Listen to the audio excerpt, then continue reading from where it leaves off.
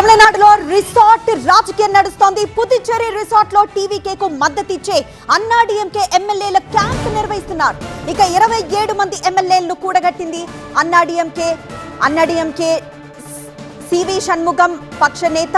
ఇక రాత్రి నుంచి రిసార్ట్ లోనే ఉన్నారు ఎమ్మెల్యేలు. విజయ్ కి మద్దతిచ్చే అంశంలో ప్రస్తుతం చర్చలు కొనసాగుతున్నాయి. ఇక పళనిస్వామికి తెలియకుండానే ఈ క్యాంప్ నడుపుతున్నారు షణ్ముగం. ఇక నేడు గెలిచిన ఎమ్మెల్యేలతో టీవీకే చీఫ్ విజయ్ భేటీ కాబోతున్నారు.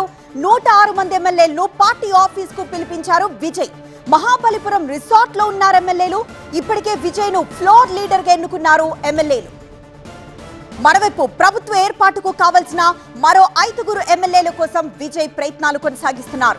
వామపక్షాలతో పాటు వీకేసీ మద్దతు కోరుతున్నారు విజయ్. రేపు నిర్ణయాన్ని ప్రకటిస్తామన్నాయి వామపక్షాలు. ఇంకా నిర్ణయాన్ని వీకేసీ వెల్లడించలేదు. డీఎంకేతో పొత్తులో ఉన్నాయి వామపక్షాలు, వీకేసీ.